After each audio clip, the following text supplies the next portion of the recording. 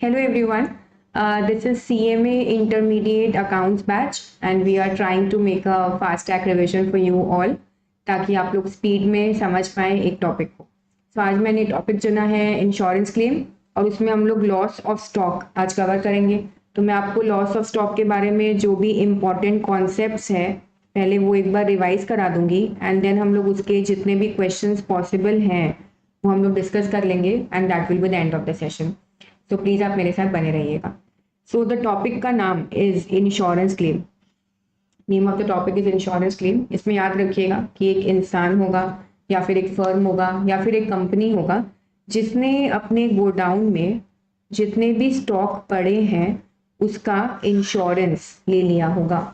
इस इंसान ने अपने गोडाउन में, ये कोई बिजनेस करता होगा, कुछ सामान वामान बनाता होगा, है ना, तो उसने उसका क्या, अपनी जो स्टॉक है उसका क्या ले लिया होगा, इंश्योरेंस। ठीक है। अब जनरल लाइफ में तो हम लोग इंश्योरेंस बहुत चीज़ों का ले सकते हैं। मैं अपने फ़ोन का इंश्योरेंस ले सकती हूँ, मैं अपने लाइफ का इंश्योरेंस ले सकती हूँ, तो इतना तो बेसिक आपको पता ही होगा। पर आपके सिलेबस में सिर्फ और सिर्फ क्या चीज़ का इंश्योरेंस लिया जा रहा है बताओ अभी? स्टॉक का। Is it okay? Also uncertainty मतलब अनहोनी, हजारों तरीके का अनहोनी हो सकता है किसी के साथ लाइफ में, है ना, पर आपके इंस्टीट्यूट के हिसाब से सिर्फ एक ही अनहोनी होगा एंड दैट इज फायर। तो आपके साथ लाइफ में सिर्फ एक ही चीज गलत होगी कि आग लगेगा। ठीक है। और आग जब लगेगा ना तो वो एकदम ढूंढ ढूंढ के सिर्फ किस पे लगेगा बताओ? स्टॉक पे। तो आपको क्या होने वाला है बताइए? Loss of stock. और आप उसका इंश्योरेंस पहले से ले रखे हैं, राइट। तो समझ लेते हैं कि मैं ये टाइमलाइन बना देती हूँ और ये वाला पार्ट को करेंट ईयर मान लेते हैं, इसको प्रीवियस ईयर मान लेते हैं। तो करेंट ईयर में आग लगेगा, ठीक है, किसी भी दिन आग लग सकता है। तो एक एग्जाम्पल सिंपल रखने के लिए रखते हैं कि 1 जनवरी 2020 को साल चालू हुआ था एंड 31 दिसंबर 2020 वो साल खत्म हो जाएगा। सिमिलरली 1 जन 2019 को पिछला वाला साल चालू हुआ था। अब आग किसी भी दिन लगेगा, तो मान लीजिए आग लगता है 1 अप्रैल 2020, तो आप इंश्योरेंस कंपनी को इस दिन कॉल करेंगे कि इंश्योरेंस कंपनी, मैंने तुमसे क्या लिया था? इंश्योरेंस लिया था loss of stock due to fire का, और अब आग लग चुकी है, तो प्लीज मैं इतने साल से आपको प्रीमियम पे कर रहा था, नॉमिनल सा एक अमाउंट आप मुझसे मांग रहे थे, आप मेरे बिहाफ पे रिस्क उठा रहे थे, तब उसके लिए आप मुझे क्या दीजिए? क्लेम दीजिए। तो आपने क्लेम मांगने के लिए कॉल किया है। पहला क्वेश्चन जो इंश्योरेंस कंपनी आपसे पूछेगी वो बोलेगी कि जिस दिन आग लगा उस दिन कितने का सामान पड़ा था। तो आपको ढूंढना होगा stock on the date of fire. जिस दिन आग लगा उस दिन कितने का सामान गोडाउन में पड़ा था, पहला क्वेश्चन ये पूछेगी। तो आप तो जानते ही हैं, कभी भी आप स्टॉक जानना चाहते हो किसी भी क्वेश्चन में, आज तक आप कॉमर्स के बचपन से जब चलते आए हैं, तो आपको जब भी स्टॉक का वैल्यू जानना होता था तो आप ट्रेडिंग अकाउंट बनाते थे। पर यहाँ पे है ना, जो आपका स्टॉक चल रहा है वो, मतलब मैं कहूँ तो वो पूरा साल बीत चुका है फिर स्टॉक चल रहा है, ऐसा बिल्कुल भी नहीं है। ऐसा नहीं है, ओके। स्टॉक आग किसी भी दिन लग सकता है, मतलब पूरे 12 महीने कंप्लीट हो वो जरूरी नहीं है, जबकि ट्रेडिंग अकाउंट तो पूरे 12 महीने का बनता है, राइट। तो हम लोग इसीलिए ट्रेडिंग अकाउंट वर्ड की जगह लिख देंगे memorandum trading account. Trading account word की जगह क्या आ जाएगा? Memorandum trading account. ठीक है। अब ये कब से कब तक बनेगा वो ध्यान देना। सो मेमोरेंडम ट्रेडिंग अकाउंट आप जब बनाएंगे तो वो हमेशा from the beginning of year बनाइएगा, और कब तक का बनाइएगा? Till the date of fire. तो मेरे क्वेश्चन में बिगनिंग ऑफ द ईयर क्या है? 1 जनवरी 2020 और डेट ऑफ फायर क्या है? 1 अप्रैल 2020। यहाँ से लेके यहाँ तक का आपका बनने वाला है एक मेमोरेंडम ट्रेडिंग अकाउंट। ठीक है। अब इस ट्रेडिंग अकाउंट में सबसे पहले हम लिख देंगे to opening stock. To opening stock मतलब कौन से दिन का स्टॉक लिखोगे? 1 जनवरी 2020। ये वाले दिन आप बताओगे कि साल के स्टार्टिंग में इतने का सामान पड़ा था, इतने का सामान पड़ा था, ये बताना पड़ेगा। ठीक है। उसके बाद आप बताएंगे परचेजेस कि यहां से लेके यहां तक आपने कितने का सामान खरीदा। अगर आपको ये स्क्रीन में नहीं दिख रहा है तो यहाँ लिख देती हूँ मैं आपके लिए। आप क्या ढूंढ रहे हैं? Stock on the date of fire, okay. और टाइमलाइन में जस्ट आपको ये दिखा देती हूँ, इस तरह का आपको दिख रहा होगा स्क्रीन। Is it okay? हाँ। सो टू परचेजेस आप बताएंगे। टू परचेज बता देंगे, मान लीजिए from the beginning of year till the date of fire. आप बोलेंगे स्टार्टिंग में इतना सामान पड़ा था, फिर इतना टाइम में मैंने इतना सामान खरीदा तो मेरा स्टॉक और बढ़ गया, ठीक है। फिर आप बता देंगे कि इसी दौरान मैंने कितने का सेल्स किया, 1 जनवरी से लेके 1 अप्रैल तक। इस दौरान मैंने इतना सामान बेचा तो मेरा स्टॉक कम हो गया, ठीक है। अब ध्यान दीजिएगा एक बहुत इंपॉर्टेंट बात कि ये वाला जो प्राइस है ये कॉस्ट प्राइस है, ठीक है। ये वाला प्राइस, परचेज का भी प्राइस कौन सा है, कॉस्ट प्राइस का है। लेकिन ये जो सेल्स है ये कैसा प्राइस है, सेलिंग प्राइस है। और आप जानते ही होंगे कि कॉस्ट प्राइस में प्रॉफिट ऐड करते हैं तो सेलिंग प्राइस आता है ना। तो अगर मुझे सेलिंग प्राइस से कॉस्ट प्राइस पे पहुंचना होगा तो मैं प्रॉफिट को माइनस करूंगी। सेलिंग प्राइस में से प्रॉफिट को माइनस करने के लिए ध्यान दीजिएगा, यहाँ नीचे यहाँ पे लिख देती हूँ 2 ग्रॉस प्रॉफिट, है ना। और ये किसका परसेंटेज होगा, परसेंटेज ऑफ सेल्स। तो मैं सेलिंग प्राइस में से अगर ये प्रॉफिट हटा दूंगी तो ये फिगर भी कॉस्ट प्राइस आ गया। अब जो हमारा बचेगा स्टूडेंट्स, जो अमाउंट हमारा बचेगा उसी को कहते हैं closing stock, by closing stock. और ये किस दिन का क्लोजिंग स्टॉक है, साल के खत्म हो गया फिर जो क्लोजिंग स्टॉक निकाला वो नहीं है, ये है on the date of fire. This is closing stock on the date of fire, मतलब जिस दिन आग लगी उस दिन इतने का सामान पड़ा था, ठीक है। अब आपसे इंश्योरेंस कंपनी पूछेगी कि चलो मान लिया कि इतने का स्टॉक पड़ा था, पर क्या सच में सारा सामान जल गया, मतलब वो आपसे पूछेगी आपका टोटल लॉस। सेकेंड स्टेप में आप उसको बताएंगे टोटल लॉस कि क्या सच में अगर 100 रुपये का सामान पड़ा था तो 100 रुपये का सामान जल चुका है क्या। तो आप बोलेंगे देखो जिस दिन आग लगा उस दिन इतने रुपए का क्लोजिंग स्टॉक था, पर उसमें से कुछ सामान नहीं जला, और नहीं जला तो वो मेरा नुकसान नहीं हुआ और इसीलिए मैं उसका क्लेम नहीं मांग सकती हूँ। तो आप उसमें से क्या माइनस कर देंगे, सैल्वेज। तो याद रखिएगा जो सामान नहीं जलता है उसको हम सैल्वेज कहते हैं, और वो जला ही नहीं तो हमारा नुकसान नहीं हुआ, और नुकसान नहीं हुआ तो वो मैंने लॉस में से क्या कर दिया, माइनस। फिर मुझे याद आएगा कि जब मैंने इंश्योरेंस लिया था और मैं इंश्योरेंस प्रीमियम पे कर रही थी तो मैं ना थोड़ा ज़्यादा प्रीमियम पे कर रही थी, क्योंकि मैंने पहले से इंश्योरेंस कंपनी को बोल दिया था कि जब आग लगेगा तो आग से लड़ने का भी मेरा कुछ खर्चा लग सकता है, और उस टाइम फिर मैं इतना खर्चा कर दूंगी तो मुझे पैसे कौन देगा। तो उस टाइम आप वो आग से लड़ने का खर्चा भी मुझे रीइम्बर्स कीजिएगा। तो वो रीइम्बर्स करने के लिए उसने मुझसे थोड़ा एक्स्ट्रा प्रीमियम लिया था इतने सालों तक। तो फिर फाइनली वो आग से लड़ने का अगर खर्चा लगा है तो उसका तो क्लेम मैं मांग सकती हूँ ना। तो यहाँ पे आएगा प्लस फायर फाइटिंग एक्सपेंसेस, आग से लड़ने का खर्चा। Is it okay. तो ये आपका टोटल लॉस निकल जाएगा, राइट। अब मैं बोलूँगी देखो हिंदी में सुन लो, आग जिस दिन लगा उस दिन इतने का स्टॉक पड़ा था, उसमें से इतने का सामान नहीं जला तो मैंने सैल्वेज हटा दिया, और प्लस मेरा आग से लड़ने का कुछ खर्चा लगा जिसका फुल फॉर्म क्या है आपके लिए लिख देती हूँ, फुल फॉर्म है फायर फाइटिंग एक्सपेंसेस, ठीक है। हमारा टोटल लॉस आ गया। अब मैं बोलूँगी चलो भाई इतना तो पैसा दे दो, इतना तो तुम अब दे ही सकते हो, तो सच में मेरा नुकसान हुआ है। तो इंश्योरेंस कंपनी मुझे मेरा औकात याद दिला देगी, बोलेगी तुम कंजूस थे, तुमने इंश्योरेंस लेते टाइम कंजूसी दिखाया था तो हम क्लेम देते टाइम कंजूसी दिखाएंगे।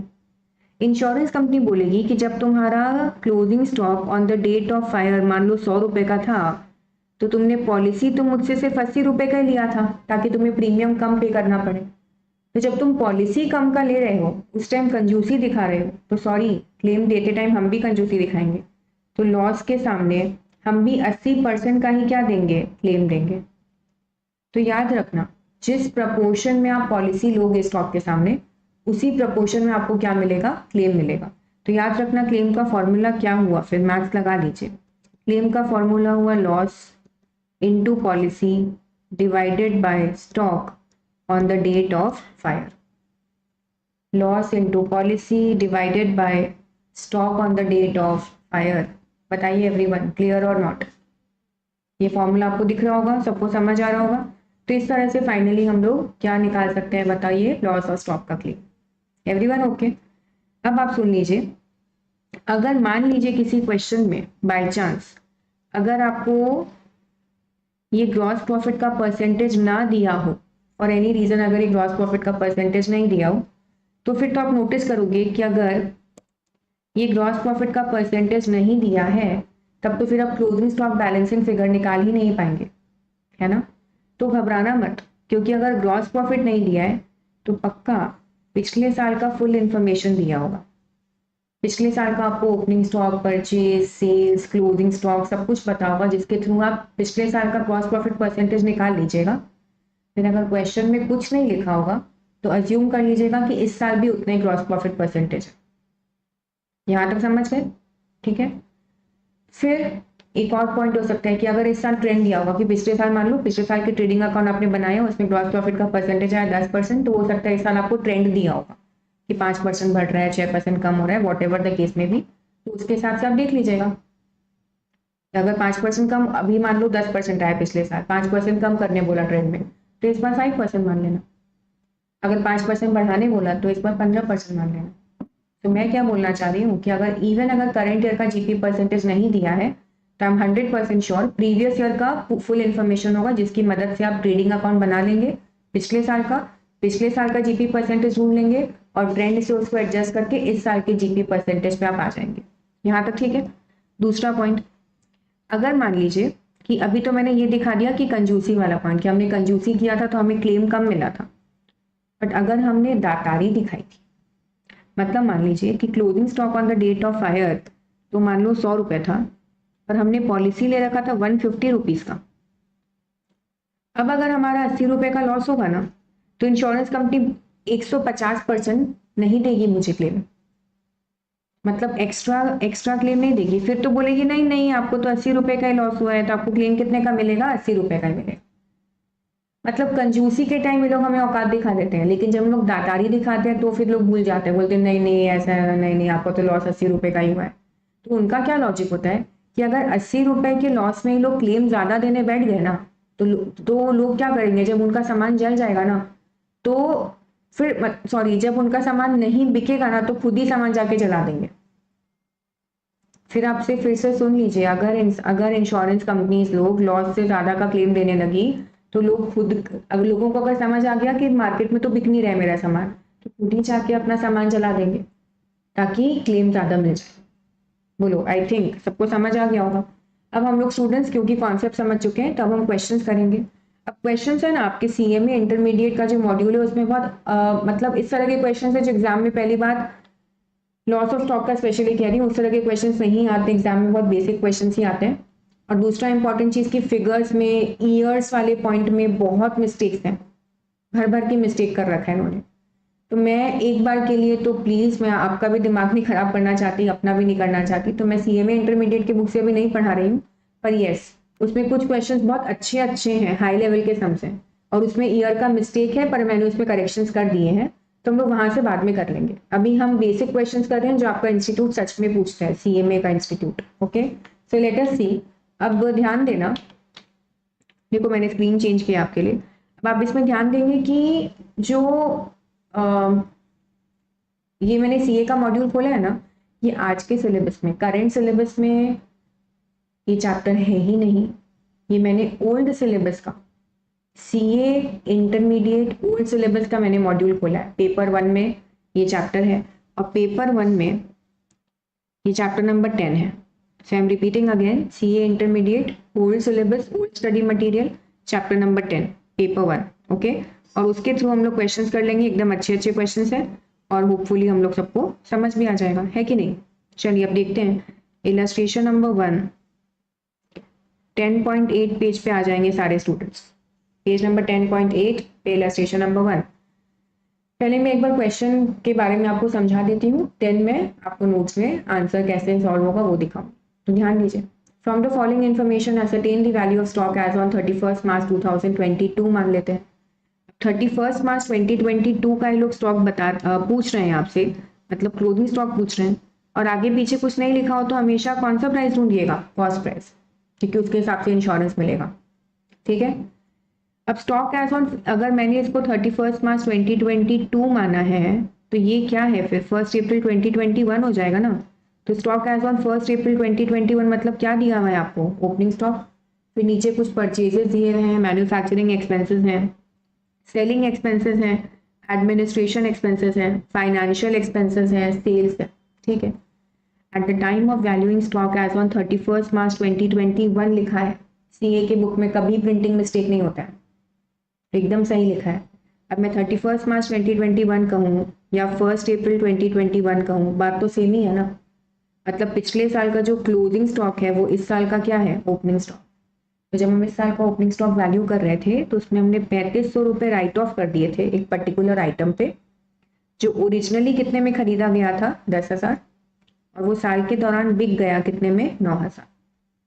तो फिर से सुन लीजिए, ओपनिंग स्टॉक का वैल्यूएशन करते टाइम एक सामान था 10,000 का, वो मुझे टूटा हुआ दिखा, मान लो डैमेज दिखा, एबनॉर्मल दिखा, तो मैं समझ गई कि मुझे फ्यूचर में लॉस होने वाला है। तो मैंने फ्यूचर का लॉस कंजर्वेटिज्म कॉन्सेप्ट के हिसाब से आज ही रिकॉर्ड कर लिया और उस सामान का वैल्यू 3500 रुपये से गिरा दिया। ठीक है। अब वो टूटा हुआ सामान मैंने साल के दौरान बेच दिया है कितने में, 9,000 में, याद रखिएगा। अब 10 का सामान 9 में बेचा, मतलब ऑब्वियसली मैं लॉस में गई। आगे लिखा है barring the transaction relating to this item the gross profit earn during the year was 20% on sales. बोल रहे इसमें तो चलो हमें घाटा हुआ, जो हुआ ठीक है, मान लिया, पर उसके अलावा तो सारे अच्छे अच्छे सामान थे मेरे पास, और जब मैंने वो सब सामान बेचा तो मैं प्रॉफिट में बेची, और कितना प्रॉफिट हुआ मुझे, 20% ऑन सेल्स का। Now let us see how we will solve this question. ठीक है। तो आप लोग प्लीज वो मटेरियल अपने सामने खोल के रखिएगा, मैंने भी खोल के रखा है, और उसके थ्रू हम लोग इन्फॉर्मेशन लिख कर ये क्वेश्चन सॉल्व करेंगे just now. So let me take a fresh page and इसमें हम लोग सॉल्व करते हैं। ओके। तो सबसे पहली बात मुझे बताइए, ये लोग ने मुझे अगर एक टाइमलाइन के हिसाब से पूछा है तो मैं बोल सकती हूँ कि ये लोग मुझसे 31 मार्च 2022 का डेटा पूछ रहे हैं। ठीक है। फिर ये लोगों ने मुझे 1 अप्रैल 2021 का डेटा दिया हुआ है। 1 अप्रैल 2021 को इन्होंने बोला है कि ओपनिंग स्टॉक कितने का था, 28,500। देन साल के दौरान परचेजेस इन्होंने बता दिया है 1,52,500 का। मैन्युफैक्चरिंग एक्सपेंसेस मतलब डायरेक्ट एक्सपेंसेस ही होता है। ठीक है। तो डायरेक्ट एक्सपेंस तो ट्रेडिंग अकाउंट में जाता है, आप जानते होंगे, तो 30,000। देन कुछ सेलिंग एक्सपेंसेस हैं, तो सेलिंग एक्सपेंसेस ट्रेडिंग अकाउंट का हिस्सा नहीं होते हैं, वो इनडायरेक्ट एक्सपेंसेस होते हैं, वो पीएनएल अकाउंट में जाएगा, तो उसका हमें कोई काम नहीं है। एडमिनिस्ट्रेशन एक्सपेंस का कोई काम नहीं है, फाइनेंशियल एक्सपेंसेस का कोई काम नहीं है। ठीक है। क्लोजिंग स्टॉक जानना है ना, तो ट्रेडिंग अकाउंट के इन्फॉर्मेशन का ही काम है, तो ये सब नहीं लिख रही हूँ।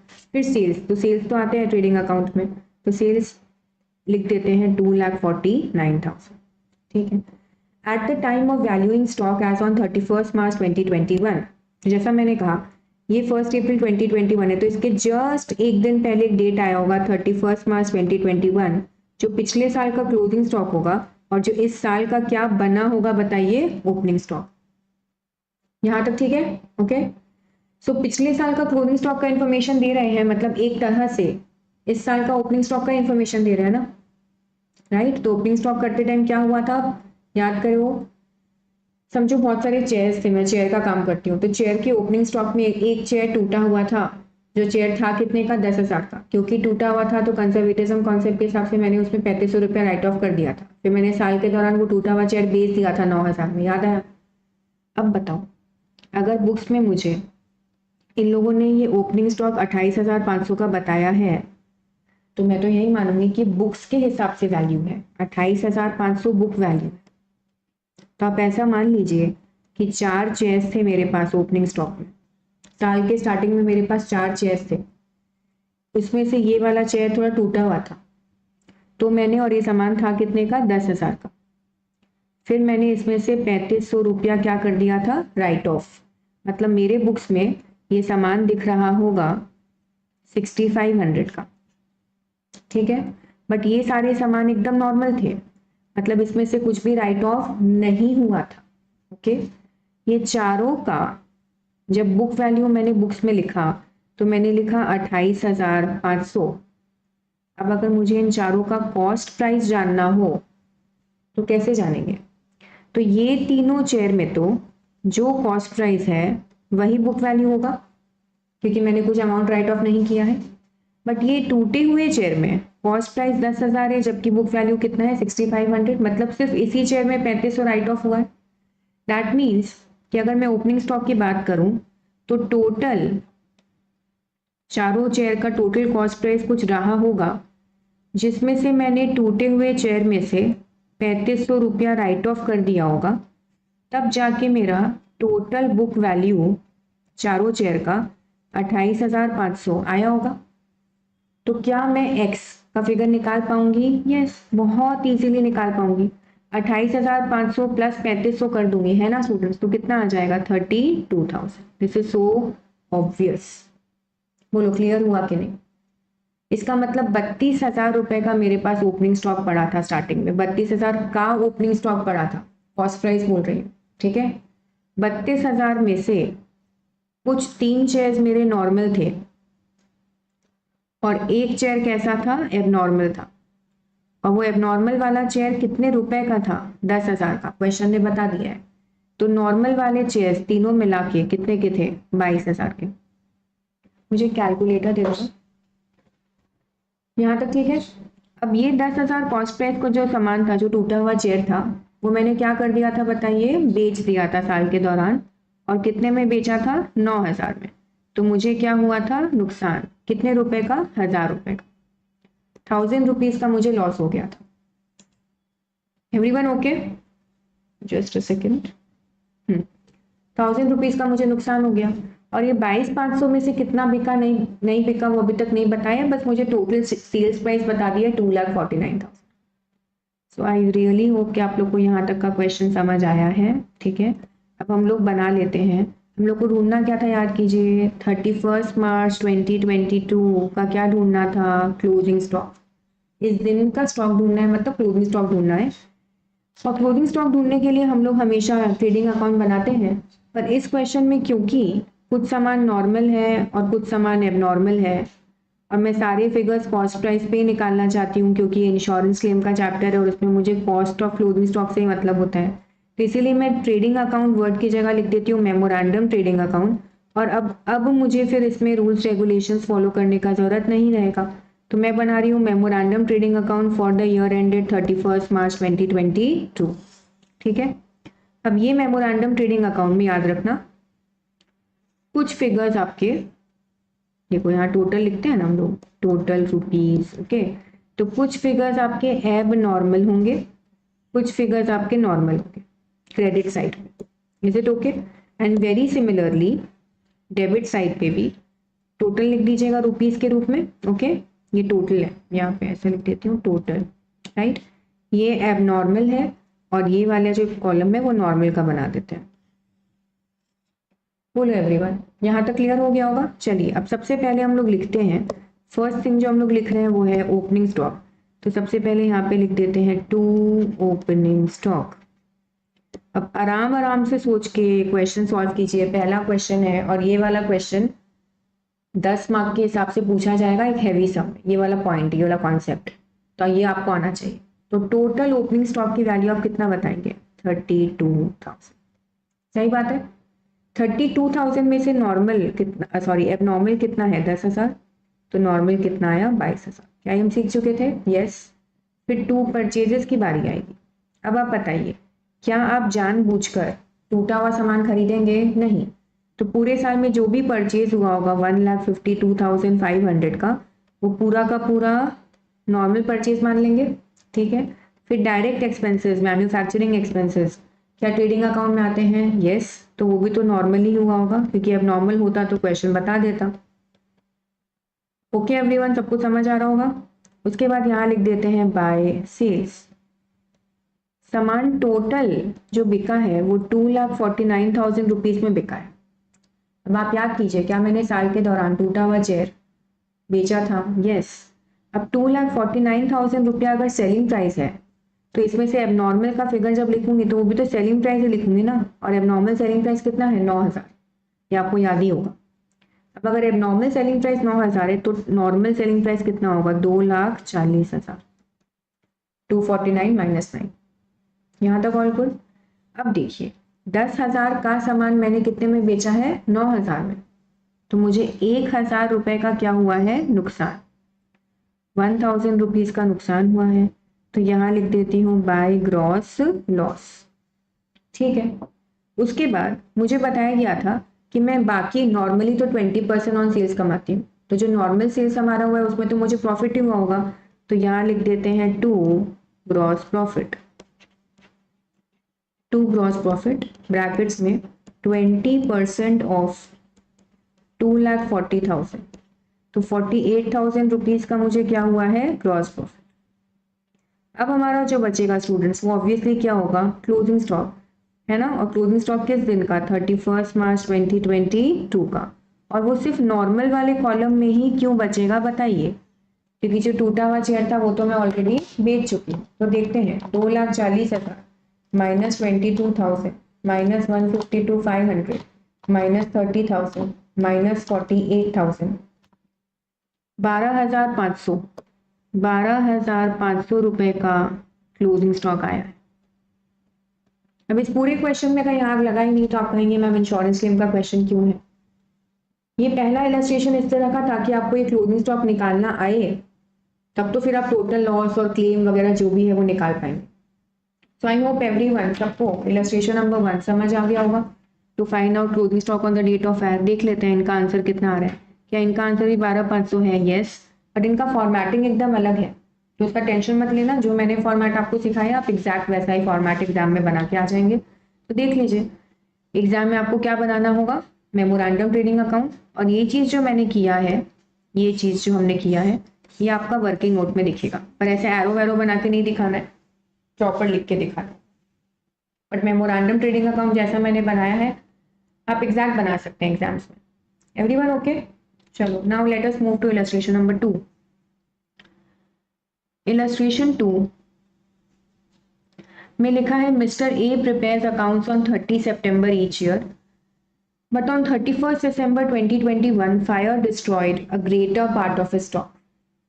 तो क्या बोला जा रहा है क्वेश्चन में कि वैसे तो ये जो बंदा है मिस्टर ए, ये अपने अकाउंट्स क्लोज करता है हर साल 30 सितंबर को, पर इस साल 30 सितंबर को क्लोज करता है, मतलब 1 अक्टूबर को इसका साल चालू हुआ होगा। 31 दिसंबर 2021 को आग लग गया है। 34 यहाँ पे नहीं लिखती हूँ, स्पेस का प्रॉब्लम हो जाएगा, यहाँ पे लिख देती हूँ 31 दिसंबर 2021। मैं जानती हूँ कि सिर्फ 3 महीना का ही बात है, पर फिर भी थोड़ा उधर लिखती हूँ, ये चलेगा। सो 31 दिसंबर 2021 को अगर आग लगाए, मतलब ये साल 1 अक्टूबर 2021 को चालू हुआ था और 30 सितंबर 2022 को खत्म। सिंपल है। अब लिखा है following information was collected from his book stock as on 1 October 2021, मतलब यहाँ का बात कर रहे हैं 29,700 ओपनिंग स्टॉक का। परचेजेस फ्रॉम 1 अक्टूबर 21 टू 31 दिसंबर 21, मतलब from beginning of year till the date of fire का परचेज बता दिया इन्होंने, यहाँ से लेके यहाँ तक का परचेज बताया है। तो परचेज कितना है, 75,000 का। ठीक है, फिर वेजेस, वेजेस का मतलब क्या हुआ, जो लेबरर्स को दिया होगा सामान बनाने वगैरह के लिए, तो वो भी डायरेक्ट एक्सपेंस ही कहलाता है, तो वो ट्रेडिंग अकाउंट में ही आएगा। तो वेजेस है 33,000 का। और सेल्स, सेल्स भी इसी पीरियड का बताया है 1,40,000। Everyone okay? चलिए, the rate of gross profit is 33.33% on cost.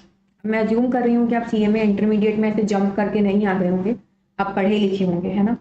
तो या तो आपका ग्रेजुएशन क्लियर होगा या तो आपका सीएमए फाउंडेशन क्लियर होगा, तो आपको इतना बेसिक समझाया गया होगा सीएमए फाउंडेशन के time that GP percent on cost अगर 1/3 होता है तो फिर उसका शॉर्टकट बताया गया होगा कि जीपी परसेंट ऑन सेल्स 1/4 होता है। यहाँ तक ठीक है। अब इन्होंने बोला है gross profit is 33.33% on cost, मतलब कॉस्ट पे 1/3 है तो सेल्स पे 1/4 है, और 1/4 का मतलब होता है 25%। ठीक है, तो यहाँ लिख देते हैं 25% on sales. Is it okay? आगे, stock to the value of ₹3,000 was salvaged, तो सैल्वेज वैल्यू कितना है, 3,000 का। 3,000 रुपए का सामान नहीं जला, याद रखिएगा। इंश्योरेंस पॉलिसी वॉज फॉर ₹25,000, कितने का पॉलिसी लिया आपने, 25,000 का। And claim was subject to average clause. अभी एवरेज क्लॉज से स्टाइल मारने के लिए लिखा है, जो मैं औकात का बात कर रही थी आपको वही वाला बात है। इंश्योरेंस कंपनी बोलेगी ना कि अगर आपने स्टॉक के सामने इतना परसेंटेज ही पॉलिसी ले रखा है, तो इतने लॉस के सामने हम इतना ही क्लेम देंगे। Everyone okay? Next, stock at the beginning was calculated at 10% less than the cost. Stock at the beginning का मतलब है opening stock. Opening stock was calculated at 10% less than cost, मतलब अगर कॉस्ट 100 रुपया था तो इन्होंने बुक वैल्यू 90 रुपये दिखा रखा है। अब आपको याद ही होगा, हम लोग मेमोरेंडम ट्रेडिंग अकाउंट में सारे के सारे फिगर्स कौन से प्राइस पे लिखते हैं? कॉस्ट प्राइस पे। इसका मतलब ये 29,700 कॉस्ट प्राइस है ही नहीं, ये तो बुक वैल्यू। और कितना परसेंटेज है? 90%। तो 29,700 डिवाइड बाय 90% कर लीजिए, तो 33,000 रुपीज इसका एक्चुअल कॉस्ट है। 33,000 rupees is the cost price of opening stock. Is it okay? याद रखिएगा। देन लिखा है, a plant was installed by firm's own worker, he was paid rupees 500 which was included in wages। तो अगर आप as वगैरह का थोड़ा नॉलेज रखते हैं अकाउंटिंग स्टैंडर्ड, क्योंकि रिवीजन बैच है, मैं अज्यूमिंग कि आपको थोड़ा अकाउंटिंग स्टैंडर्ड्स भी पता है। प्लांट वगैरह इंस्टॉल करने का जो भी खर्चा लगता है, मतलब जब तक प्लांट रेडी टू यूज नहीं हो जाता तब तक का जो भी खर्चा लगता है वो प्लांट के खर्चों में ही ऐड होता है। तो जो 500 रुपये का आपने खर्चा किया है प्लांट को इंस्टॉल करने के लिए, वो प्लांट के खर्चों में ऐड होना चाहिए था, मतलब आपको उसको कैपिटल एक्सपेंडिचर मानना चाहिए था, आपने उसको वेजेस में इंक्लूड कर लिया। मतलब वेजेस आपने फालतू में ज़्यादा दिखाया, तो वेजेस में जो 500 इंक्लूडेड है वो इंक्लूड नहीं होना चाहिए, तो इसमें से -500 हो जाएगा। फिर लिखा है, purchases include the purchase of the plant for ₹5,000। Purchase का मतलब ये नहीं होता जो खरीदा वो यहाँ पे लिख दिया, एक च्युइंगम खरीदा यहाँ पे परचेज में आके ऐड कर दिया, ऐसा नहीं होगा। परचेज का मतलब होता है परचेज ऑफ स्टॉक। आप जो सामान सच में खरीदते हैं, बेचते हैं, बनाते हैं, जो आपके ऑर्डिनरी कोर्स ऑफ बिजनेस में काम होते हैं, उसको परचेज कहते हैं। उसमें आप अपना एसी, फर्नीचर सब परचेज ऐड करते रहेंगे तो नहीं चलेगा। तो परचेज ऑफ स्टॉक में से ये परचेज ऑफ असेट को हटा दीजिए, कितने का? 5,000 का। Okay, you are required to calculate the claim for the loss of stock. अब आपको क्योंकि स्टॉक निकालना सिखा दिया, अब आपको फाइनली क्लेम वाला क्वेश्चन पूछ रहे हैं, ठीक है। तो सबसे पहले अगर आपको याद होगा तो हम लोग कौन सा अकाउंट बनाते थे?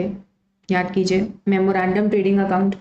वो बनेगा 1 अक्टूबर 2021 से लेके 31 दिसंबर 2021 तक, बिगनिंग ऑफ ईयर से लेके डेट ऑफ फायर तक।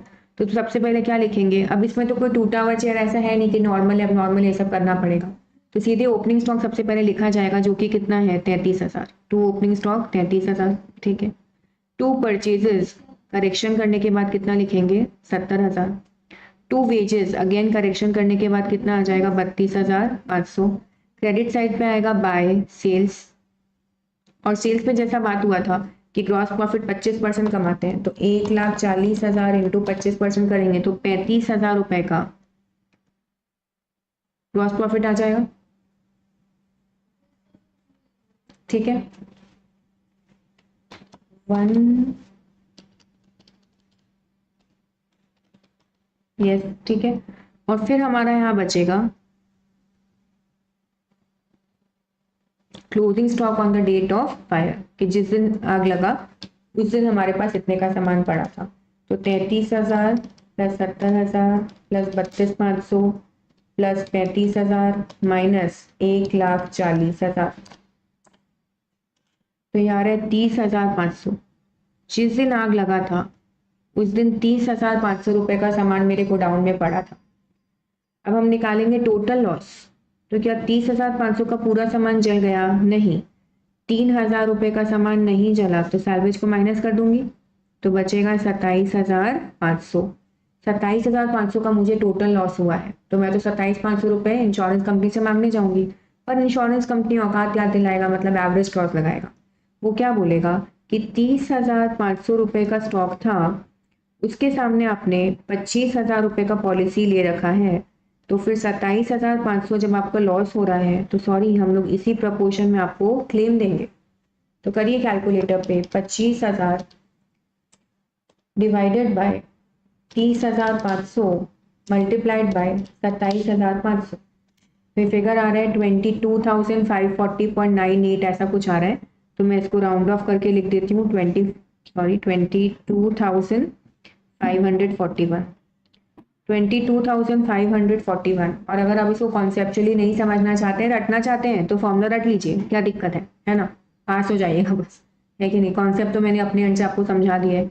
क्या है फॉर्मूला बताओ, loss into policy divided by stock on the date of file. ऐसे भी कर सकते हैं, जो इजी लगे स्टूडेंट्स, पास हो जाइएगा बस, ठीक है। इलस्ट्रेशन नंबर 2 इजी लगा होगा, चेक करते हैं। 22,541 क्या इनका आंसर है? जी हाँ, एकदम परफेक्ट, यही आंसर है। Okay, so illustration 2 clear. Now moving to illustration number 3। Illustration 3 में लिखा है On 20th October 2021, the godown and premises of Aman Limited were affected by fire. ठीक है, तो मैं थोड़ा यहाँ पर कैलकुलेशन दिखाती हूँ आपको। ओके, देखिएगा,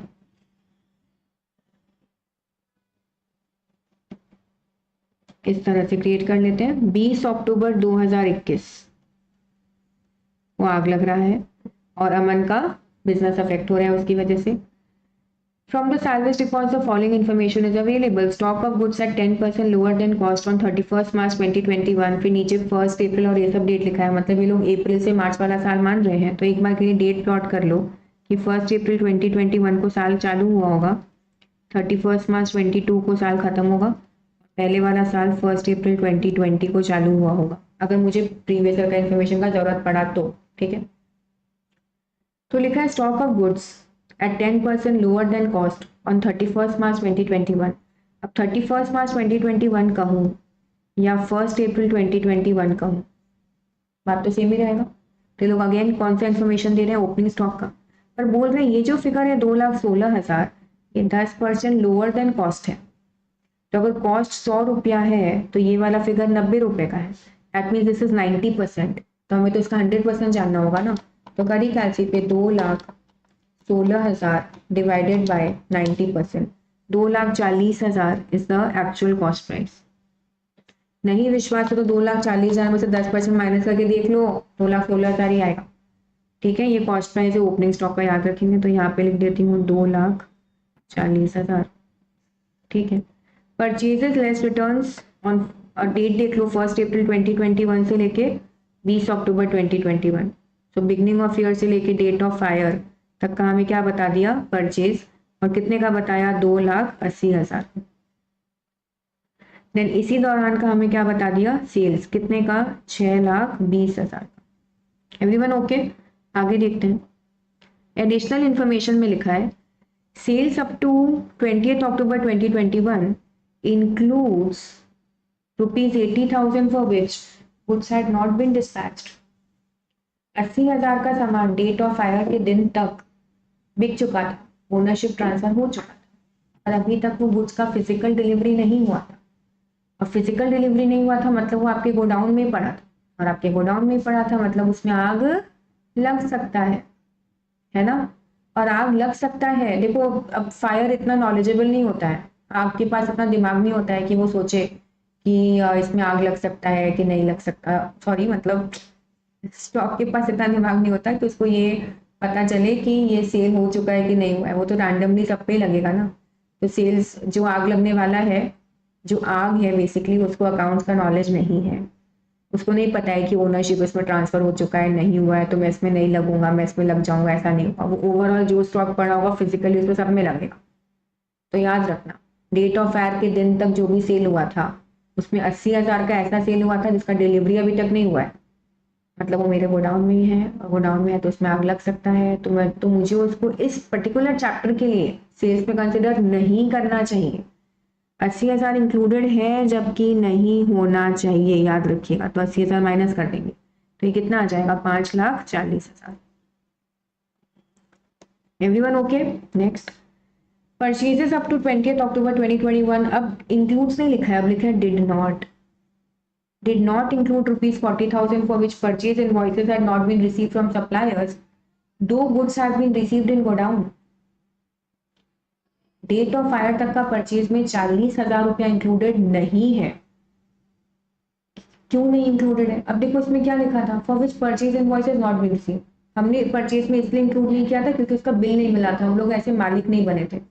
जबकि गुड्स गोडाउन में आ चुका है। और गुड्स अगर गोडाउन में आ चुका है तो उसका बिल मिला हो या ना मिला हो वो आपको नहीं पता है, आप रैंडमली किसी भी सामान पे लग जाएगा, तो हमें तो उसको परचेज में इंक्लूड करना चाहिए था इस पर्टिकुलर चैप्टर के लिए। तो जो इंक्लूडेड नहीं है वो इंक्लूडेड होना चाहिए था, तो इसमें प्लस क्या करेंगे 40,000, तो ये वाला फिगर आ जाएगा 3,20,000। सिंपल है। फिर लिखा है past record show the gross profit rate of 25%। अब बस बोल रहे पिछले सालों में यही दिख रहा है कि जीपी परसेंटेज 25% का है, तो आप अपना होशियारी मत मारिएगा, आप लोग भी जीपी परसेंटेज कितना मानिएगा 25% का है। सैलवेज मतलब जो सामान नहीं चला कितने का 31,000 का। और अमन लिमिटेड ने अपना इंश्योरेंस ले रखा था, मतलब पॉलिसी अमाउंट ले रखा था, बताइए कितने का 1 लाख रुपए। तो अगेन वेरी सिंपल क्वेश्चन, आपको क्या ढूंढना है बताइए क्लेम। क्लेम ढूंढने के लिए हम सबसे पहले कौन सा अकाउंट बनाते हैं memorandum trading account from beginning of year till the date of fire, मतलब 1 अप्रैल 2021 से 20 अक्टूबर 2021 तक। सबसे पहले हम लिखेंगे क्या बताओ ओपनिंग स्टॉक, तो ओपनिंग स्टॉक कितना आएगा 2,40,000। ओके, फिर लिखेंगे परचेजेस कितना है 3,20,000। देन यहाँ लिखेंगे सेल्स, और सेल्स कितना है 5,40,000। देन लिखेंगे ग्रॉस प्रॉफिट, और ग्रॉस प्रॉफिट का परसेंटेज कितना है 25%, तो 5,40,000 इंटू 25%, 1,35,000 का ग्रॉस प्रॉफिट आ जाएगा। तो जो बचेगा आपका वो क्या होगा closing stock on the date of fire.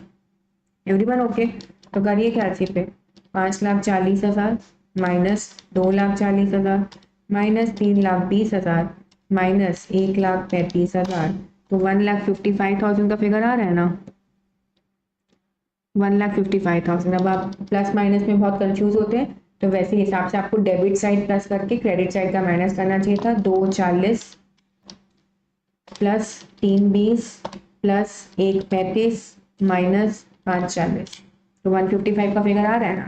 Okay, जैसे भी आपको समझ आए, बस बैलेंसिंग फिगर निकालना था। बैलेंसिंग फिगर 1,55,000 रुपये का सामान पड़ा था on the date of fire. अब क्वेश्चन आएगा कि क्या आपको सच में इतने का लॉस हुआ, तब बोलेंगे नहीं, 1,55,000 का सामान भले ही पड़ा था और उसमें तो 31,000 रुपीज़ का सामान चला ही नहीं, तो ये मेरा नुकसान नहीं हुआ, तो दिस इज 1,24,000। 1,24,000 रुपीज़ का मुझे टोटल लॉस हो चुका है। अब इंश्योरेंस कंपनी एवरेज कॉस्ट लगाएगी, औकात याद दिलाएगी, बोलेगी कि जब 1,55,000 का तुम्हारे पास सामान पड़ा था तो तुमने उस टाइम पॉलिसी कितने का ले रखा है 1 लाख रुपए का, तो हम लोग भी इसी प्रपोर्शन में तुम्हें क्लेम देंगे, तो 1,24,000 के सामने तुम्हें इतना ही क्लेम मिलेगा। या तो ये लॉजिक के हिसाब से आप आंसर ढूंढ लीजिएगा, या फिर रटे हुए फॉर्मूला के हिसाब से भी ढूंढ सकते हैं, that claim is equal to loss into policy divided by stock on the date of fire. Check कर लेते हैं, 1 lakh divided by 1,55,000 into 1,24,000, amount आ रहा है इसमें 1 रुपया ऐड कर देती हूँ 80,000। 80,000 रुपए का मुझे क्या मिलेगा claim. I think this was a very simple question है ना, तो देख लेते हैं क्या 80,000 का आंसर है इनका। यस एग्जैक्टली कितना मिल रहा है क्लेम बताइए 80,000 रुपए। Illustration 3 easy. Now moving to illustration number 4। Illustration 4 चालू करें ना स्टूडेंट्स, होश में है ना आप लोग, जाग जाइए, पानी पीना है तो पी लीजिए। ओके ध्यान से सुनो। इलस्ट्रेशन 4 में लिखा है 12 जून, अभी मैं इसको मान लेती हूँ 2022, fire occur in the premises of NR Patel. तो अगेन एक टाइमलाइन बना लेते हैं, टाइमलाइन के हिसाब से यहाँ पे आग लगा देते हैं 12 जून 2022 को, this is the date of fire. Okay, most of the stocks were destroyed, cost of salaries being 11,200, मतलब 11,200 रुपये का सामान नहीं चला। In addition some stock were salaries in damage condition, in addition word important है, मतलब 11,200 तो है ही, इन एडिशन उसके अलावा बता रहे हैं कि कुछ सामान डैमेज कंडीशन में रह गया, बच गया। अब वो डैमेज कंडीशन का उस वैल्यू में, उस कंडीशन में, उस स्थिति में, उस हालत में उसका वैल्यू कितना बैठाया 10,500। आग लगा, कुछ सामान तो जल के राख हो गया, कुछ सामान पूरा पूरा बच गया 11,200 का, और कुछ सामान आधा अधूरा जला है, आधा अधूरा बचा है, जिसका आज के डेट पे वैल्यू कितना बैठेगा सिर्फ 10,500। आधा अधूरा भी तो बचा है ना, उसका भी तो हम कुछ मुनाफा उठा ही सकते हैं, तो 11,200 तो पूरा ही बच गया और 10,500 आधा अधूरा बच गया, तो 21,700 रुपए का सैलवेज लेंगे इस क्वेश्चन में, याद रखिएगा। Salvage is equal to 21,700 in this question and not only 11,200, क्योंकि इन एडिशन वर्ड लिखा है। देन लिखा है stock at the close of account on 31 दिसंबर 2021। अब बताओ, अगर ये 31 दिसंबर की बात कर रहे हैं और 1 जनवरी भी है परचेज वाले पॉइंट में नीचे, तो इनका साल 1 जनवरी से 31 दिसंबर वाला साल है, तो 1 जनवरी 22 आ जाएगा और यहाँ 31 दिसंबर 22 आ जाएगा। अब पहले वाले पॉइंट में लिखा है 31 दिसंबर 2021, मतलब इस दिन के जस्ट एक दिन पहले क्या आया होगा, 31 दिसंबर 21, जो पिछले साल का क्लोजिंग स्टॉक होगा और इस साल का क्या बनेगा, ओपनिंग स्टॉक। सिंपल है। तो इस साल का ओपनिंग स्टॉक ये लोग बता रहे हैं 83,500। His purchases from 1st January to 12th June, मतलब from beginning of year till the date of fire, amounted to 1,12,000। इस दौरान इन्होंने सामान खरीदा, परचेज किया, कितने का, 1,12,000 का, ठीक है। And his sales during that period amounted to 1,54,000, और इसी दौरान इन लोग का सेल्स हुआ 1,54,000 का, ठीक है। On the basis of his accounts of past 3 years, it appears that he earns on an average a gross profit of 30% on sales। तो ग्रॉस प्रॉफिट कितने का कमाया इन्होंने, 30% का। एवरेज यही है, तो हम भी इस साल यही मान लेंगे, ठीक है। Patel insured stock for ₹60,000। Policy amount कितना दिया हुआ है, 60,000 का, तो यहाँ पे लिख देती हूँ policy is equal to 60,000। Okay, तो क्वेश्चन में सारा इन्फॉर्मेशन दिया हुआ है हमें। अब हम इसका सोल्यूशन देख लेते हैं फटाफट। तो सोल्यूशन में हम सबसे पहले क्या निकालेंगे, stock on the date of fire. तो सबसे पहला क्या निकालेंगे, क्या लिखेंगे, ओपनिंग स्टॉक। और ये कहाँ से कहाँ तक का बनेगा आप जानते ही हैं, from beginning of year till the date of fire. Okay, तो ओपनिंग स्टॉक लिख दिया। फिर परचेज 1,12,000। देन लिख देंगे सेल्स 1,54,000 का। Okay, just a second. Sales लिख दिया 1,54,000 का। So opening stock 83,500, purchase 1,12,000, sales 1,54,000। Gross profit मुझे पता था कितना परसेंट, 30%। तो 1,54,000 इंटू 30% करते हैं तो 46,200 रुपीज़ का ग्रॉस प्रॉफिट आ जाता है। अब क्योंकि मैं opening stock, purchase, gross profit, sales सब कुछ लिख चुकी हूँ, तो अब जो बचेगा बैलेंसिंग फिगर वो क्या होगा, closing stock on the date of fire. तो कर लेते हैं 83,500, 1,12,000, 46,200 माइनस 1,54,000, अमाउंट आ रहा है 87,700। 87,700 is the stock on the date of fire. पर लकीली सारा सामान नहीं जला, तो 87,700 में से 21,700 रुपए का सामान बच गया टोटल सैलवेज, भले डैमेज बचाओ कि कैसा भी बचाओ। तो मुझे 66,000 रुपीज़ का क्या हुआ है, नुकसान। अब मैं क्लेम निकालूंगी, तो फॉर्मूला आप जानते ही अब अच्छे से कि claim is equal to loss into policy divided by stock on the date of fire. तो loss into policy divided by stock on the date of fire. देखते हैं 66,000 इंटू 60,000 डिवाइडेड बाय 87,700, तो ये आ रहा है 45,153.93, ऐसा कुछ आ रहा है। इसको लिख देते हैं 45,154। 45,154 रुपीज़ का मुझे क्लेम मिलना चाहिए। लेट अस चेक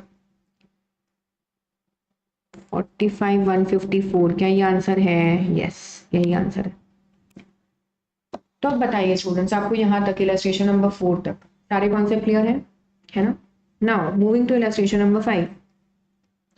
इलस्ट्रेशन 5, अब क्योंकि आई थिंक आप लोग जस्ट अ सेकेंड, इसमें मैं देख लेती हूँ, मैं यहीं से आपको समझा देती हूँ, ठीक है। चलो यहीं से सोल्यूशन से ही समझा देती हूँ, पूरा लिखने का स्पेस भी नहीं बचेगा, फिर मैं क्वेश्चन रीड कर करके वहां से लिखूंगी, इससे better let us understand it from here.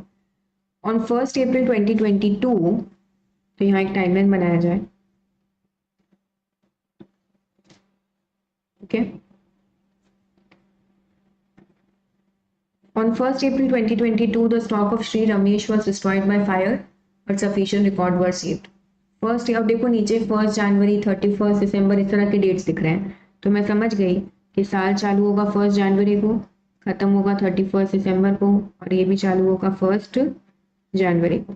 ठीक है, 1 अप्रैल 2022 को आग लगता है, तो मैंने पहले ही समझाया था करंट ईयर में आग लगेगा, तो करंट ईयर 2022 और प्रीवियस ईयर 2021।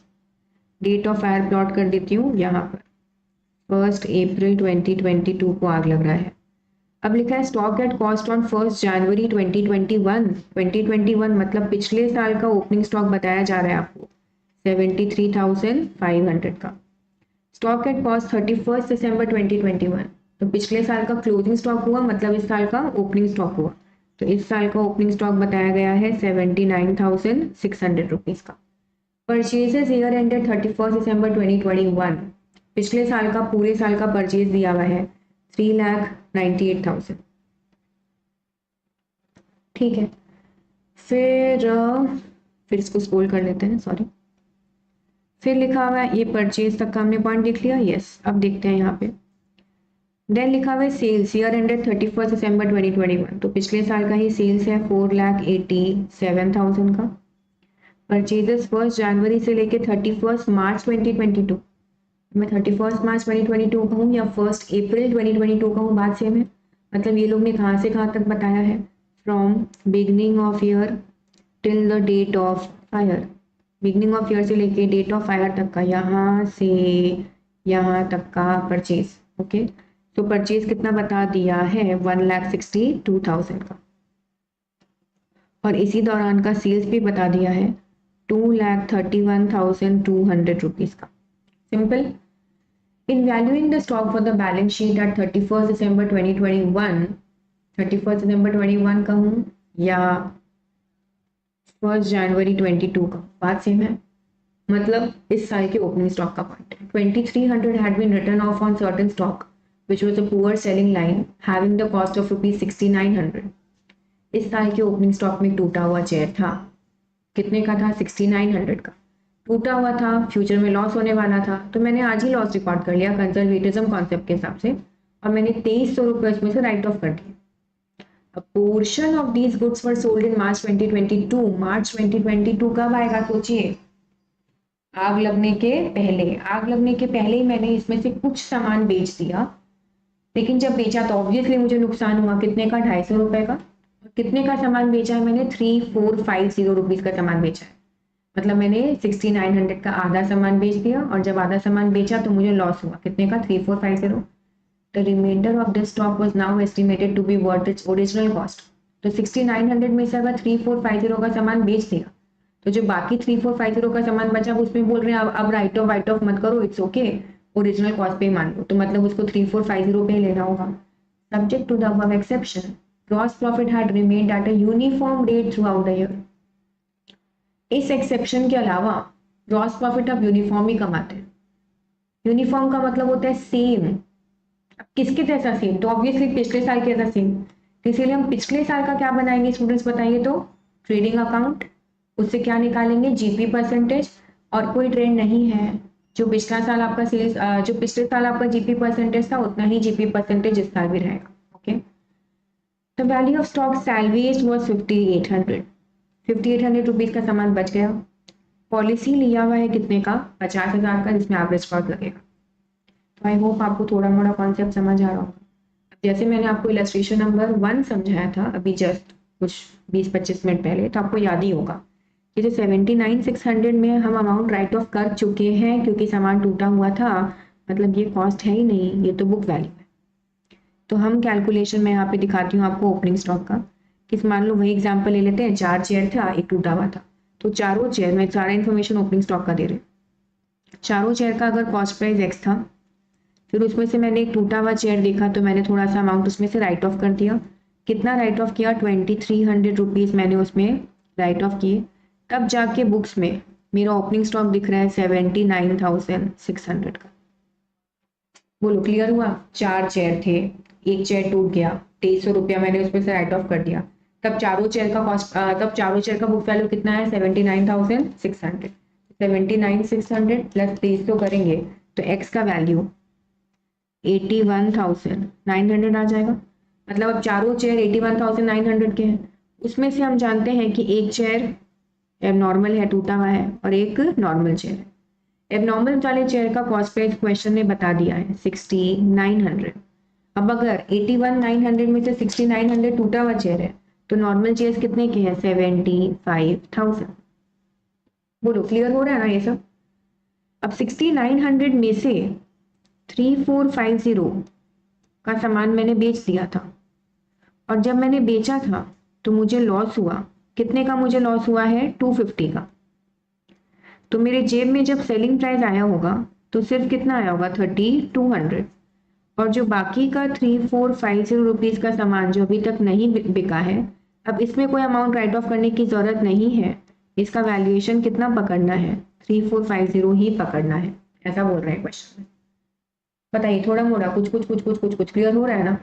तब ये टाइमलाइन की मदद से मैं नीचे सोल्यूशन में फिगर टिक कर देती हूँ। आई होप आपको समझ आएगा। ओके, तो सबसे पहले हम बनाएंगे पिछले साल का ट्रेडिंग अकाउंट। क्यों बनाएंगे? याद कीजिए, ग्रॉस प्रॉफिट का परसेंटेज ढूंढने के लिए। ग्रेट। तो सबसे पहले 73,500 का ओपनिंग स्टॉक है, 3,98,000 रुपीज़ का परचेजेस है, सेल्स है 4,87,000 का। आपको टाइमलाइन से देख देख के ही सब कर रही हूँ। देखो 73,500, 398, 487 दिखा ना। और ओपनिंग स्टॉक यहाँ भले ही 79,600 लिखा है, मतलब क्लोजिंग स्टॉक इस साल, अब पिछले साल का क्लोजिंग स्टॉक वो बुक वैल्यू है ना। ओरिजिनल कॉस्ट कितना है? 81,900, तो वही लेंगे 81,900। अब क्योंकि मुझे ये चार फिगर्स पता है तो मैं आराम से ग्रॉस प्रॉफिट इसका कैलकुलेटर पे ढूंढ पाऊंगी बैलेंसिंग फिगर, और उसी के लिए हमने ट्रेडिंग अकाउंट बनाया था। अब 97,500 रुपीज़ जो हमने कमाया वो 4,87,000 के सेल्स पे कमाया, तो मेरा ग्रॉस प्रॉफिट का परसेंटेज कितना आ गया? देखिए 20%। समझ गए यहाँ तक? अब हम बनाएंगे इस साल का। तो इस साल का मेमोरेंडम ट्रेडिंग अकाउंट बनाऊंगी, क्योंकि इस साल कुछ नॉर्मल है, अब नॉर्मल है, कभी लॉस हो रहा है किसी चीज़ में, बाकी चीज़ में प्रॉफिट हो रहा है कि नहीं।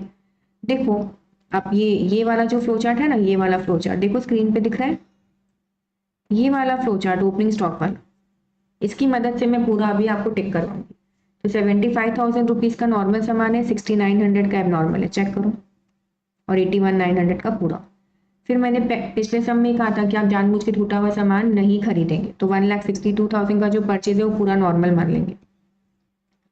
फिर सेल्स, तो सेल्स 231,200 का है टाइमलाइन में। 231,200 में से आपको याद होगा टूटा हुआ चेक बेचा था, इसका सेलिंग प्राइस कितना था? 3200। तो 231,200 में से 3200 हटा देते हैं तो 2,28,000 रुपीज़ बचा ना। 2,28,000 रुपीज़ का नॉर्मल सेलिंग प्राइस हो गया, 3200 का नॉर्मल हो गया, और टोटल लिख दिया 231,200। यहाँ तक ऑल गुड। अब 3200 याद है, यहाँ पे 6900 के दो पार्ट्स थे, एक 3450 जो बिक चुका है और एक 3450 जो नहीं बिका है।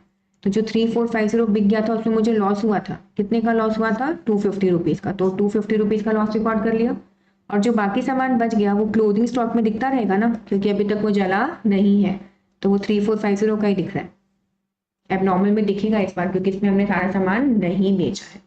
फिर पिछले साल अगर हमने ग्रॉस प्रॉफिट परसेंटेज 20% कमाया था तो यूनिफॉर्म रेट मानना था, मतलब इस साल भी हम लोग कितना मान सकते हैं? 20%।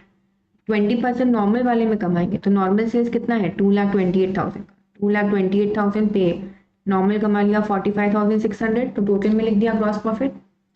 अब देख लो, ये ट्रेडिंग अकाउंट में सब कुछ टिक हो गया है ना, एवरीथिंग हैज बीन टिक्ड। जो टिक नहीं हुआ है वो आपका बैलेंसिंग फिगर कैलकुलेटर पे आ जाएगा।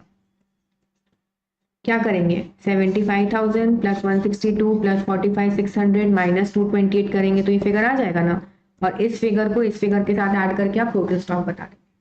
इसका मतलब जिस दिन आग लगा उस दिन 58,050 रुपीज का सामान गोदाम में पड़ा। कुछ लोग जब लॉस बताते हैं ना तो बोलते हैं 54,600 का ही सामान जला है, मतलब आग को पता है, आग इतना ज्यादा नॉलेजेबल है कि उसको पता है कि कितना नॉर्मल चेयर है, कितना टूटा हुआ चेयर है। नहीं भाई, जब आग लगेगा तो पूरे सामान पे लगेगा, मतलब पूरा 58,050 रुपीज का सामान जलेगा, याद रखिएगा। ऐसा नहीं कि आप सिर्फ नॉर्मल सामान जलेगा ऐसा लिख के आ जाएंगे, चाहे नॉर्मल हो या टूटा हुआ चेयर हो सब कुछ जलेगा। Is it okay?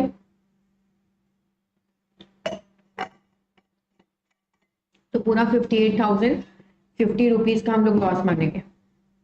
ठीक है, अब ऊपर क्वेश्चन में सैलवेज दिया हुआ था, तो उसमें से 5800 रुपीज़ का सामान तो चला ही नहीं। तो देखो 58,050 का सामान पड़ा था, बट 5800 का सामान नहीं चला, तो 52,250 रुपीज़ का ही मुझे नुकसान, टोटल लॉस आ गया।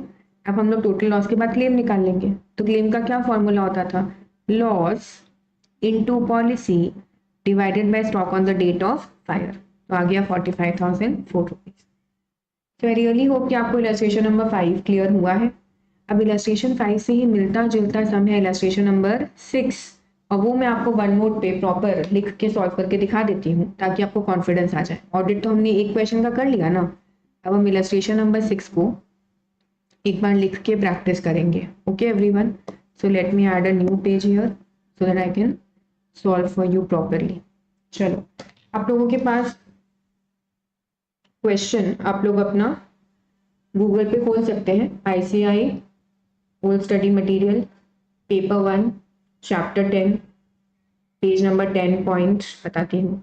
ये इलस्ट्रेशन नंबर 6 है। Okay, so it is on page number 10.15। अब ये क्वेश्चन मैं आपको लिख के समझा देती हूँ कि आप एग्जाम में इसको कैसे डील करेंगे। सो अगेन एक टाइमलाइन क्रिएट करते हैं।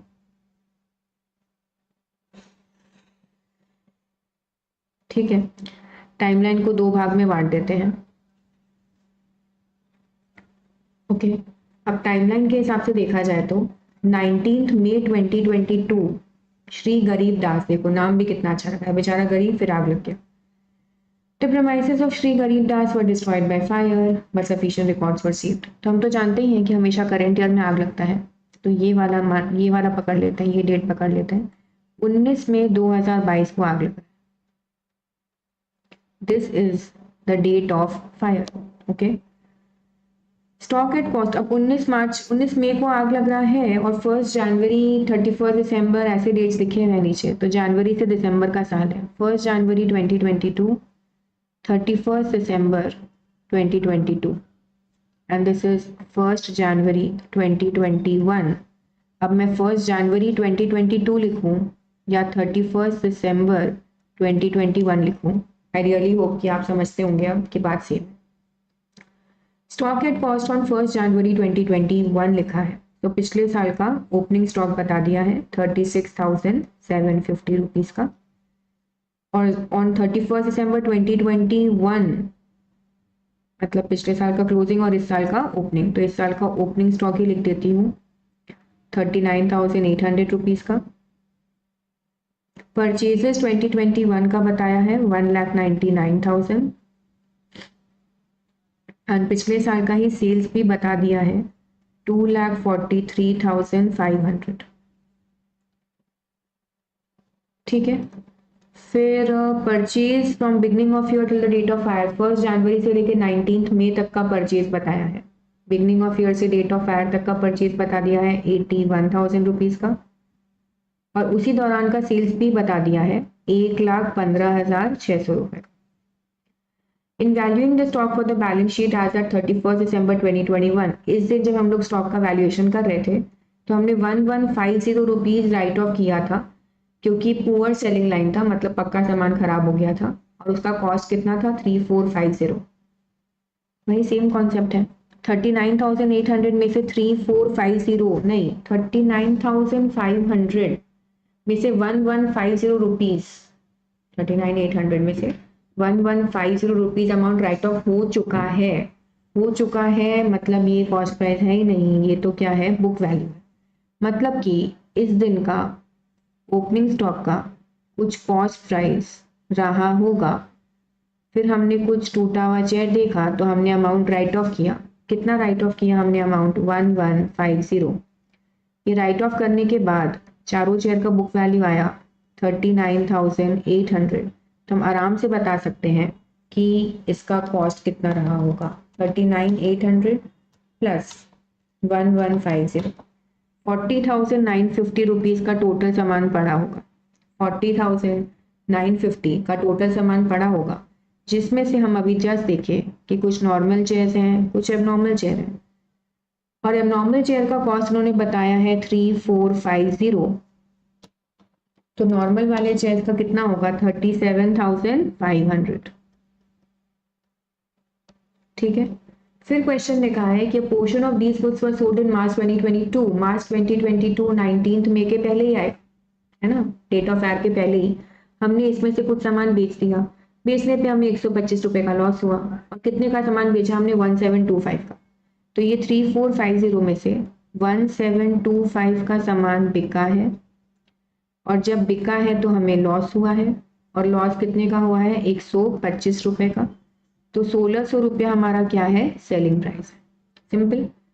The reminder of this stock was now estimated to be worth the original cost. जो सामान बच गया 1725, देख लो एक बार, 1725 इंटू 2 करके देख लीजिए, 3450 आ रहा है ना। तो जो सामान बच गया उसमें और राइट ऑफ मत करना, उसको इसी प्राइस पे ले लेना, मतलब कॉस्ट प्राइस पे ही ले लीजिएगा।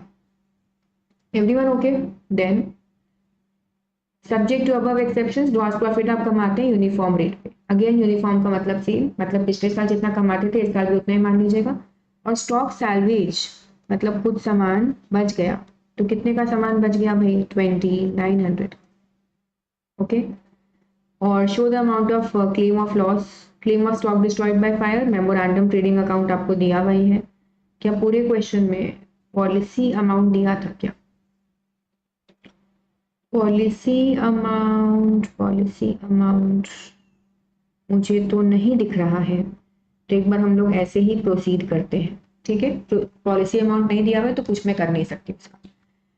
तो सबसे पहले स्टूडेंट्स हम लोग को पिछले साल का क्या बनाना था बताइए, याद कीजिए सारे बच्चे। पिछले साल का ट्रेडिंग अकाउंट बनाना था, क्या जानने के लिए बनाना था? लॉस प्रॉफिट, क्योंकि मुझे इस साल का लॉस प्रॉफिट नहीं पता है। तो trading account of which year 2021, या फिर आप फॉर्मली लिखना चाहते हैं प्रॉपर तो आप ये भी लिख सकते हैं trading account for the year ended 31 दिसंबर 2021। ठीक है, इसमें सबसे पहले हम लोग क्या लिखते हैं, ओपनिंग स्टॉक 36,750। फिर हम लोग लिखते हैं परचेजेस 1,99,000। देन यहाँ लिख देते हैं सेल्स 2,43,500, और फिर यहाँ लिखते हैं क्लोजिंग स्टॉक। क्लोजिंग स्टॉक 39,800 मत लिखना, कॉस्ट प्राइस लिखना है। तो कॉस्ट प्राइस कितना है 40,950। तो जो बचेगा वो क्या होगा ग्रॉस प्रॉफिट, और वो कैलकुलेटर पे आएगा, इसलिए क्या लिखेंगे बैलेंसिंग फिगर। चलिए देखते हैं 243,500 प्लस 40,000 प्लस 40,950 माइनस 36,750 माइनस 1,99,000, तो 48,000 रुपीज 700 का ग्रॉस प्रॉफिट आ रहा है। ठीक है, अब हमें अमाउंट से मतलब नहीं होता है स्टूडेंट्स, हमें परसेंटेज से मतलब होता है। ठीक है, तब हम लोग निकाल लेंगे जीपी परसेंट ऑन सेल्स। तो जीपी परसेंट ऑन सेल्स कैसे आएगा 48 GP divided by sales 243,500 into 100, इतना तो बेसिक सबको आता ही होगा। तो इसमें डिवाइडेड बाय 243,500 परसेंटेज कर लेते हैं, तो अमाउंट कितना आ रहा है 20%। तो अगर पिछले साल आपका जीपी रेट 20% था तो आप आराम से इस साल अज्यूम कर सकते हैं कि इस साल भी आपका रेट कितना रहेगा 20%। Is it okay? अब हम बनाएंगे मेमोरेंडम ट्रेडिंग अकाउंट। अब मेमोरेंडम ट्रेडिंग अकाउंट बनता है from beginning of year till the date of fire. तो बिगनिंग ऑफ ईयर है 1 जनवरी 2022 और डेट ऑफ फायर है 19 मई 2022। अब इसको मेमोरेंडम इससे लिखा क्योंकि पहली बात ये पूरे साल का नहीं है, दूसरा बात इसमें कुछ नॉर्मल आइटम्स हैं कुछ एबनॉर्मल आइटम्स हैं, और तीसरा बात कभी लॉस हो रहा है कभी प्रॉफिट हो रहा है, और लास्ट बात कि हम सारे फिगर्स कौन से प्राइस पे लिखेंगे कॉस्ट प्राइस पे लिखेंगे। Is it okay? ये हो जाएगा नॉर्मल एबनॉर्मल टोटल, और यहाँ भी नॉर्मल एबनॉर्मल और टोटल। ठीक है, सबसे पहले लिख देते हैं ओपनिंग स्टॉक। तो ओपनिंग स्टॉक का टोटल फिगर है 40,950, जिसमें से एबनॉर्मल वाले का फिगर है 3450 और नॉर्मल वाले का फिगर है 37,500। ठीक है एवरीवन, जस्ट अ सेकेंड, इसमें हम लोग थोड़ा देख लेते हैं। अब सही रहेगा। चलो ये आपको भी दिख रहा है ना, यस। उसके बाद 2 purchases, again beginning of year till the date of fire में 81,000 रुपीज़ का परचेज है, पूरा नॉर्मली मान रही हूँ, जानबूझ के टूटा हुआ चेयर नहीं खरीदूंगी। बाय सेल्स, अब सेल्स का टोटल फिगर है 1,15,600, जिसमें से एबनॉर्मल सेलिंग प्राइस आपको साफ साफ यहाँ दिख रहा होगा कितने का, 1,600 रुपये का। तो यहाँ बचेगा 1,14,000, ठीक है। अब 1,600 रुपये का जो सेलिंग प्राइस हमारा हुआ उसमें मुझे 125 रुपये का क्या हुआ था, लॉस। तो यहाँ पे रिकॉर्ड कर लेते हैं बाय लॉस, ओके। और फिर जो 1725 का सामान बच गया है वो बोले उसी वैल्यू पे ले लो, तो यहाँ लिख देते हैं by closing stock, okay. Now जो 1,14,000 का नॉर्मल सेल्स हुआ है उसमें हम लोग ने ग्रॉस प्रॉफिट कमाया है, कितना ग्रॉस प्रॉफिट, 20%। तो देख लीजिए 1,14,000 इंटू 20%, 22,800 रुपीज़ का नॉर्मल ग्रॉस प्रॉफिट हुआ है आपको। अब अगर हम ये सब ढूंढ लिए हैं तो अब जो ये वाला फिगर है वो बैलेंसिंग फिगर कैलकुलेटर पे आ जाएगा ना, तो चेक कर लो, 37,500 प्लस 81,000 प्लस 22,800 माइनस 1,14,000, तो ये फिगर आ रहा है 27,300, ठीक है। प्लस 1725 कर दूंगी तो 29,025 रुपीज़ का सामान था on the date of fire, और इसमें आग लगा होगा, है कि नहीं। पर हमारा किस्मत अच्छा था, तो हम लोग जब टोटल लॉस देखे ना कि सामान तो भले 29,025 रुपीज़ का पड़ा था, पर उसमें से 2,900 रुपीज़ का सामान नहीं जला, बच गया, तो हमारा एक्चुअल नुकसान तो 26,125 रुपीज़ का ही हुआ। ये हमारा टोटल लॉस है। अब इसके बाद जो हम लोग क्लेम निकालते थे उसमें पॉलिसी वाला बात करते थे, तो पूरे क्वेश्चन में पॉलिसी अमाउंट लिखा हुआ ही नहीं है, और पॉलिसी अमाउंट नहीं लिखा है तो मैं तो यही मानूंगी कि मैंने कंजूसी नहीं दिखाया था। मैं क्यों नेगेटिव असम्पशन लूँ खुद के लिए, तो मैं तो मानूंगी कि मैंने पूरा पॉलिसी लिया था। तो अगर 26,125 का मुझे लॉस हुआ है तो मुझे 26,125 का ही क्या मिलेगा बताइए, क्लेम मिल जाए। तो सोचिए स्टूडेंट्स, क्या हम लोग को ये बात समझ आई है, अच्छे से क्लैरिटी आ गया है सबको। सोच लो, मैं थोड़ा और इधर हो सकती हूँ ताकि आपको ये फिगर भी दिख जाए। बोलो, क्लियर है अच्छे से। चलो अब हम लोग इलस्ट्रेशन नंबर 7 की तरफ बढ़ते हैं। ये क्वेश्चन मैंने आपको लिख के प्रैक्टिस करके दिखा दिया, चेक कर लो ना एक बार। यस, 26,125 रुपीज़ का ही मुझे क्या हुआ है, ओके। चलो नाउ इलस्ट्रेशन नंबर 7 पे मूव करते हैं। पानी वानी पीना है तो पी लीजिए।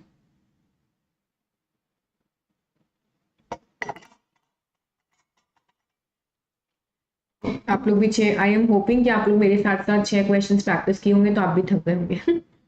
चलिए इलस्ट्रेशन 7 पे कॉन्सेंट्रेट करेंगे हम, okay. On 30th March 2022 fire occurred in the premises of messrs Suraj brothers, यही लिखा है। तो अगेन एक टाइमलाइन बना रही हूँ, उसमें डेट ऑफ फायर मान लो यहाँ मान लेते हैं 30 मार्च 2022 वो आग लगेगा। The concern had taken an insurance policy of ₹60,000. Policy कितने का लिया आपने, 60,000, which was subject to average loss। वो तो लगाएगा ही आपका इंश्योरेंस कंपनी, मानेगा नहीं, ठीक है। From the books of accounts, the following particulars are available relating to the period 1st January 2022। 1st January 2022 को साल चालू होगा और 30th March 2022 तक का इन्फॉर्मेशन इन्होंने आपको दे दिया है, मतलब बिगनिंग ऑफ ईयर से लेकर डेट ऑफ एक्ट तक का इन्फॉर्मेशन है। Stock as per balance sheet at 31st December 2021, पिछले साल का क्लोजिंग स्टॉक, इस साल का ओपनिंग स्टॉक। तो इस साल का ओपनिंग स्टॉक कितना का था, 95,600। Purchases including purchase of machinery costing 30,000, total purchase बोला 1,70,000। तो क्या मशीन का परचेज भी इंक्लूड कर लेंगे, नहीं, तो उसको हटा देंगे तो परचेज का फिगर आएगा 1,40,000, ठीक है।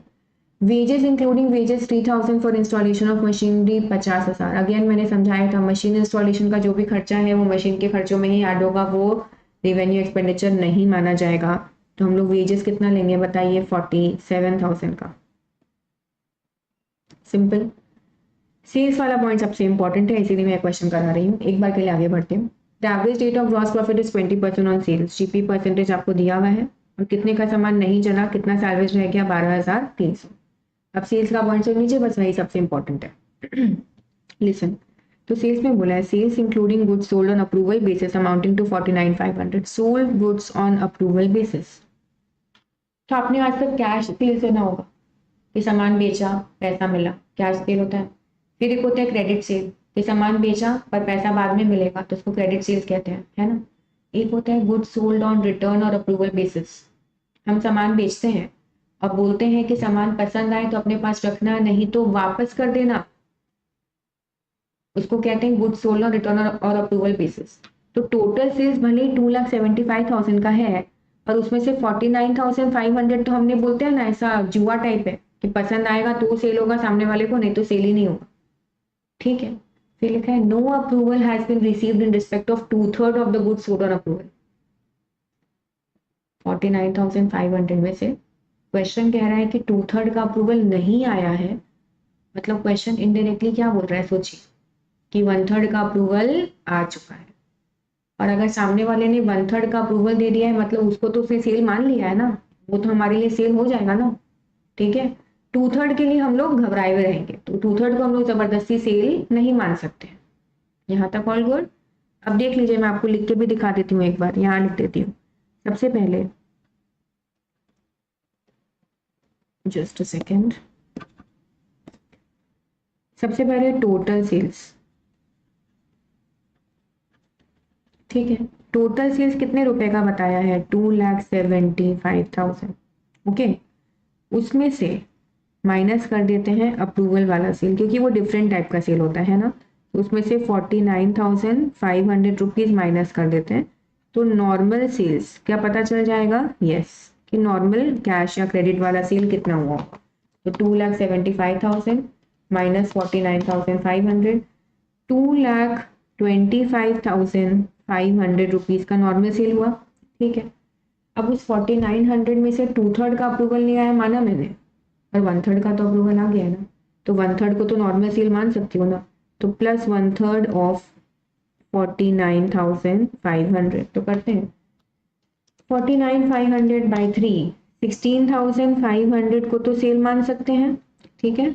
तो अब ये मेरा total normal sales, total normal sales आ जाएगा ना। तो ये 16,500 में 225,500 प्लस कर देते हैं, तो 2,42,000 रुपीज का टोटल नॉर्मल सेल आ गया।